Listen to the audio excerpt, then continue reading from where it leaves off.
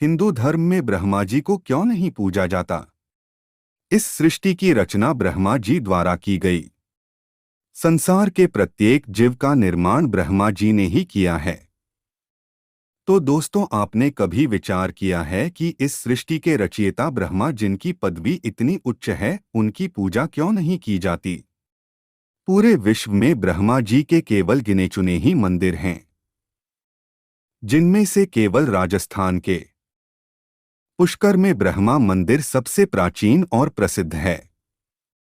इस पोस्ट में हम आपको बताएंगे कि लोग हिंदू धर्म में ब्रह्मा जी को क्यों नहीं पूजा जाता। पुष्कर मंदिर की कथा। एक बार ब्रह्मा जी को सृष्टि के कल्याण के लिए धरती पर एक यज्ञ संपन्न करना था। यज्ञ के लिए स्थान का चुनाव करने के लिए उन्होंने अपने बाह से निकले एक कमल को धरती पर भेजा। वो कमल राजस्थान के पुष्कर में गिरा। इस पुष्प के हुआ। ब्रह्मा जी ने यही स्थान यज्ञ के लिए चुना, परंतु यज्ञ के लिए ब्रह्मा जी की पत्नी समय पर नहीं पहुंच पाई।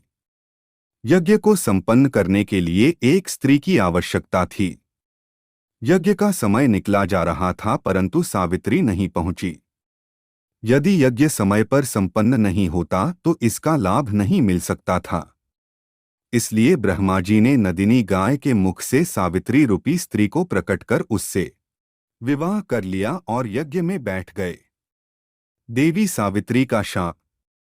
यज्ञ आरंभ होने के थोड़े देर पश्चात ही जब सावित्री पहुंची तो अपने स्थान पर किसी दूसरे स्त्री को देख क्रोधित हो उठी और ब्रह्मा जी को श्राप दिया कि इस संपूर्ण पृथ्वी पर कहीं तुम्हारी पूजा नहीं होगी और कोई भी मनुष्य तुम्हें पूजा के समय याद नहीं करेगा। सावित्री को इतने क्रोध में देख सभी देवता डर गए और सबने सावित्री से विनती की कि वो अपना श्राप वापस ले ले। तब सावित्री ने क्रोध शांत हो जाने के बाद कहा कि जिस स्थान पर आपने यज्ञ किया है, केवल इसी स्थान पर आपका मंदिर बनेगा। इसी कारण केवल पुष्कर में ही ब्रह्मा जी को पूजा जाता है। मान्यता है कि क्रोध शांत हो जाने के बाद देवी सावित्री पास ही स्थित एक पहाड़ी पर जाकर तपस्या में लीन हो गई और आज भी वहां उपस्थित हैं और वहीं रहकर अपने भक्तों का कल्याण करती है। यहाँ आकर विवाहित महिलाएं अपने समृद्ध वैवाहिक जीवन के लिए मनोकामना करती हैं।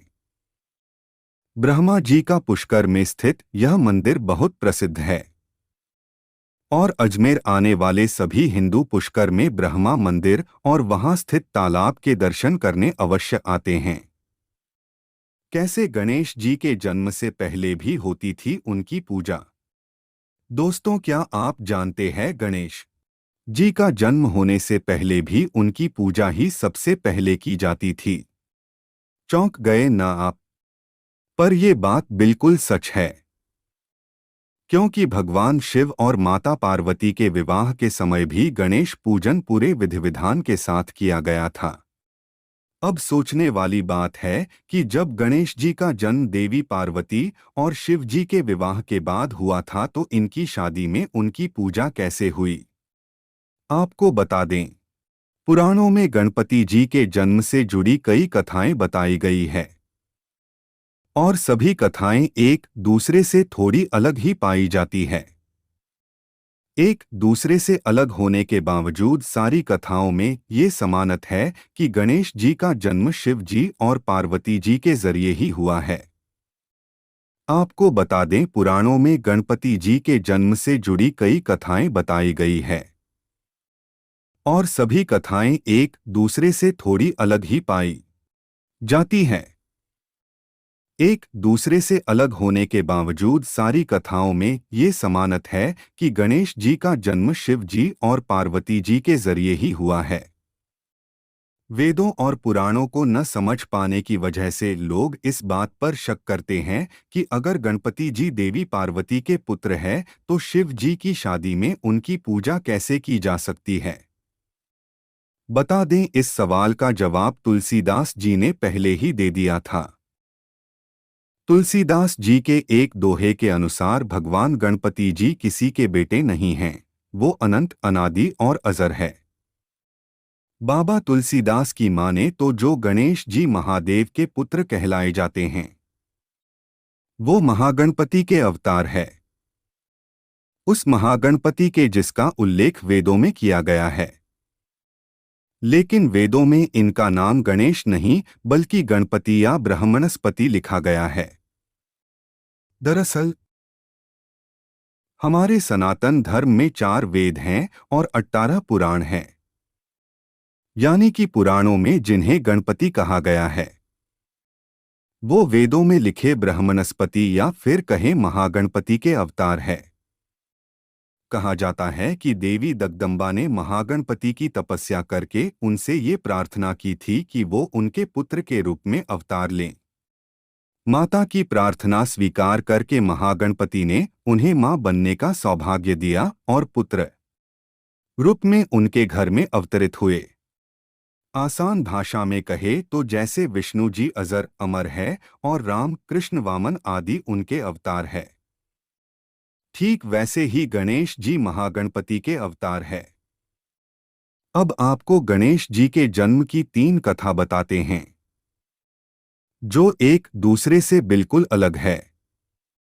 श्रीगणेश चालीसा के अनुसार माता पार्वती ने पुत्र प्राप्ति के लिए कठोर तप किया। तप से प्रसन्न होकर श्री गणेश ब्राह्मण का रूप लेकर आए और उन्होंने माता पार्वती को बिना गर्भ धारण किए ही दिव्य और बुद्धिमान पुत्र की प्राप्ति का वरदान दिया। वरदान देकर वो अंतर्ध्यान हो गए और पालने में बालक के रूप में आ गए। पालने में बालक देखकर माता पार्वती खुशी से झूम उठीं। भोलेनाथ और पार्वती जी ने विशाल उत्सव रखा और सभी देवी देवताओं को बुलाया। सभी देवताओं के साथ शनि देव भी आए, लेकिन अपनी दृष्टि की वजह से वो बच्चे को देखने से बच रहे थे। किसी तरह सकुचाकर जब वो बालक को देखने पहुंचे तो उनकी किंचित दृष्टि पड़ते ही बालक का उसका सिर आकाश में उड़ गया। उत्सव का माहौल मातम में बदल गया। तभी तुंगरत गरुड़ देव को चारों दिशा में उत्तम सिर लाने को कहा गया, जिसके बाद वो हाथी का सिर लेकर आए और शंकर जी ने उसे बालक के शरीर से जोड़कर उसमें प्राण डाले। तब से गणेश जी का सिर हाथी का हो गया। वहीं दूसरी कथा शिवपुराण में दी गई है, जिसके अनुसार एक बार देवी पार्वती ने अपने शरीर से हल्दी का उपटन उतारा और उससे एक पुतला बना दिया। इसके बाद उन्होंने पुतले में प्राण डाल दिए। इस तरह से गणेश जी का जन्म हुआ। इसके बाद जब वो नहाने जा रही थी, जो उन्होंने गणेश को आदेश दिया कि द्वार पर बैठो और जब तक मैं न कहूं किसी को अंदर नहीं आने देना। कुछ समय बाद शिवजी वहां आए और घर के अंदर जाने लगे, लेकिन गणेश जी ने उन्हें वहीं रोक दिया। दोनों में कुछ ही देर में विवाद और फिर युद्ध होने लगा। इस दौरान शिवजी ने अपना त्रिशूल निकाला और गणेश का सिर काट डाला। जैसे ही इस बात की खबर पार्वती जी को हुई, उन्होंने शिवजी से कहा कि ये आपने मेरे बेटे के साथ क्या किया। शिवजी ने पूछा कि ये तुम्हारा बेटा कैसे हो सकता। तब पार्वती जी ने शिवजी को पूरी बात बताई।